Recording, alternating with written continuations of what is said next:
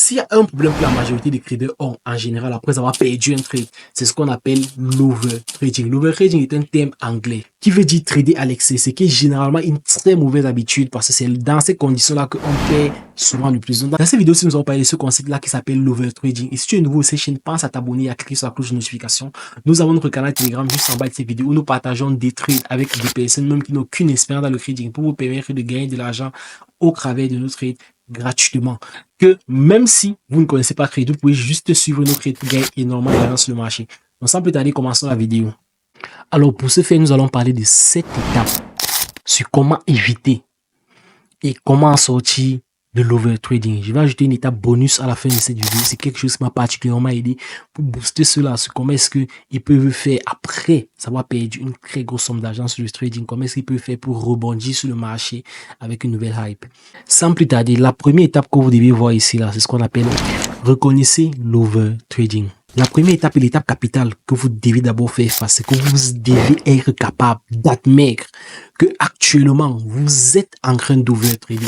Si vous ne franchissez pas ce cap-là, si vous n'êtes pas en mesure déjà de vous dire que oui, effectivement, j'ai merdé, je suis en train d'overtrader, c'est que toutes les étapes qui vont suivre ne serviront à rien.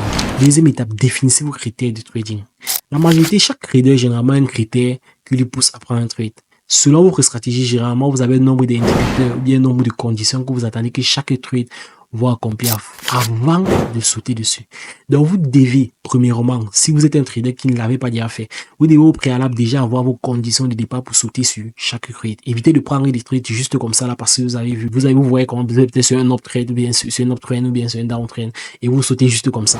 Laissez les trades venir à vous. Une des qualités requises dans le trading, une des qualités les plus importantes, c'est ce qu'on appelle la patience. Si vous n'êtes pas quelqu'un qui est patient lorsque vous tradez, vous allez perdre énormément d'argent. Cette qualité-là est tellement importante. C'est ça la différence généralement entre les nouveaux traders et entre les professionnels. Parce que généralement, quelqu'un qui est assis dans le domaine, c'est quelqu'un qui a bâti suffisamment de patience en lui. Pourquoi vous allez voir la majorité des personnes disent souvent que ne pas trader, c'est aussi trader. Donc, évitez au maximum, vraiment, de prendre des trades hasardeuses sur la base de quelques indicateurs. Soyez le plus patient, attendez que chaque trade vienne à vous et atteigne toutes vos confirmations avant que vous sautez dessus. La quatrième étape qui est quelque chose qui n'est pas souvent discuté, gardez vos émotions sous contrôle. C'est quelque chose qu'on ne dit pas souvent, mais c'est très important. Vous savez, dans le trading, le fait aussi que vos émotions sont beaucoup mises en jeu. Comparé aux autres business que vous faites juste vous attendez le salaire. Ici, vu que vous investissez l'argent, vos émotions sont facilement mises en jeu. Donc, la première chose que vous devez faire, c'est observer toujours. Comme si je vais prendre un exemple, par exemple, biblique. La Bible dit souvent, veille sur ton cœur plus que toute autre chose. Lorsque tu trades, généralement, tes émotions qui viennent du cœur vont généralement être mises. C'est comme si tu mettais des émotions sur le marché. Du coup, tu peux facilement remporter sur chaque trade. Il faut que tu considères que ce que tu es en train de faire, c'est un business que tu peux perdre comme tu peux gagner là-dedans. Et tu dois considérer que perdre n'enlève rien sur toi. Si tu perds de l'argent sur le marché, c'est pas grave. Tu pourras le récupérer plus tard. Il faut que tu contrôles constamment tes émotions de manière à ce que tu ne t'emportes pas. Tu vas par exemple voir les astuces utilisées par d'autres traders pour qu'ils ne mettent pas leur psychologie en jeu lorsqu'ils trade. Moi, par exemple, généralement, lorsqu'ils trade, au lieu que mes candles soient vert et rouge, généralement, mes candles sont tout noirs. Donc, je ne sais pas s'ils sont en train de perdre de fois ou bien s'ils sont en train de gagner parce que ce n'est pas ça qui est important. Parce que généralement, lorsque si tu fais un achat et que tu vois que directement ton candlestick devient rouge, tu auras très vite envie de quitter sur le marché, de peur de perdre. Le cinquième point qui est un des points les plus importants dans ça, c'est éviter le FOMO.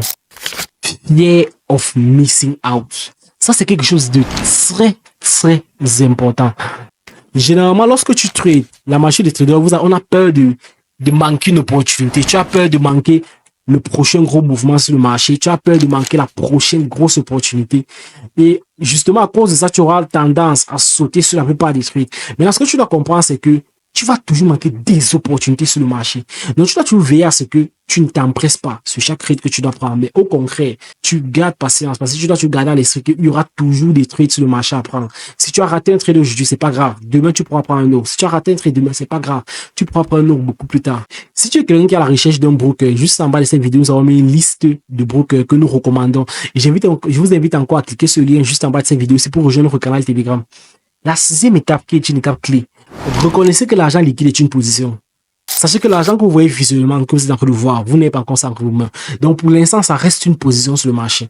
Donc, que vous gagnez ou que vous perdez, c'est pas ça qui est important. Si tu as fait un trade et tu as perdu $20, $30, $1000, $10 000, c'est pas grave. C'est pas grave. Parce que dans tous les cas, tu pourras te récupérer dans le marché. Si tu as une bonne stratégie, c'est que tu pourras faire un trade peut-être où tu vas gagner 40 000 dollars ou bien 4 fois plus, qui te permettra de recouvrir les 10 000 que tu as perdu avant. Et tu ne dois pas t'empriser, mais tu sais que c'était encore une position, c'était encore de l'argent liquide, ça encore de l'argent virtuel. Et sûrement, ça peut encore venir tes profits. C'est pas pour dire qu'il faut courir après les pertes, non. Mais au cas où une perte arrive, il faut avoir la mentalité de celui-là qui dit que non, on continue à avancer. Septième étape, apprenez quand vous éloignez. Ça, c'est quelque chose de très important. Vous devez apprendre toujours tant quitter de vos écrans. Une des stratégies, par exemple, qui avait été livrée par le trader Jeffrey Benson du Nigeria, là où lui disait, par exemple, que lorsque lui fait un trade et que généralement il perd de l'argent, il va sortir, il va rouler en voiture toute la ville, il va revenir. Ça, c'est sa stratégie pour quitter des écrans. Mais toi, tu devrais avoir la tienne. Tu dois avoir une stratégie qui te permet en fait, que lorsque tu as une grosse perte, qui te permet de quitter derrière tes écrans. Évite de regarder les vidéos, par exemple, sur le trading. Évite de regarder des émissions ou bien quoi qu'autre chose qui va encore augmenter cette émotion-là. Donc, tu dois faire tout pendant un certain nombre de temps. La majorité des traders, généralement, quand ils perdent, ou bien plusieurs traders professionnels, ils vont s'éloigner d'abord de leurs écrans ça va dépendre. Chacun va définir son temps. Mais certaines personnes, par exemple, peuvent décider pendant 5 jours, l'autre peut décider pendant une semaine. Mais tu dois avoir une stratégie qui te permet de te refocaliser sur toi, te reconcentrer avant de sortir. Moi, par exemple, je peux perdre, je me mets à prier, par exemple, parce que je peux donner la force à Dieu par rapport à une situation particulière. Parce que c'est pas évident lorsque vous perdez un trade. Pour dire vrai, c'est vraiment pas évident. C'est quelque chose qui n'est pas facile à gérer. Maintenant, en bonus, dans cette dernière partie, je vais vous donner la stratégie que moi j'utilise généralement lorsque je perds un trade. Ce qui se passe, c'est que j'ai eu plusieurs situations dernièrement où j'ai perdu beaucoup d'argent sur le marché.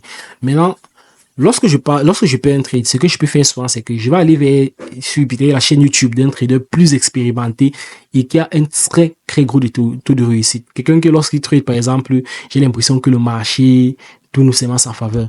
Donc, je vais regarder ce type de trader-là, par exemple.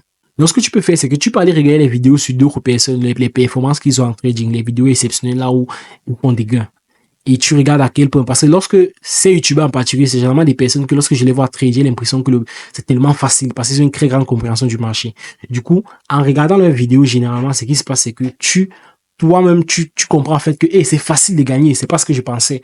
Ça te remet dans le mindset que c'est possible, c'est facile et ça te remotive pour que prochainement, toi aussi, tu partes, tu dis que bon, c'est le moment de gagner et tout. Donc, c'était juste quelques vidéos ici, là, merci d'avoir regardé notre vidéo sur le coach Chaz Wilfried. Je suis un chrétien, jeune entrepreneur et aussi trader. Si tu es passionné par le trading, n'hésite pas à t'abonner à cette chaîne-ci et à laisser un like et tu peux aussi poser les questions dans les commentaires, ça serait un plaisir de vous répondre. Ciao!